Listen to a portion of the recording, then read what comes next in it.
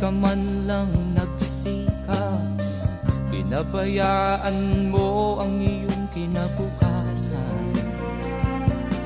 Ba't ka ganyan? Di naman sila nagkulang, ibinigay ang iyong kailangan.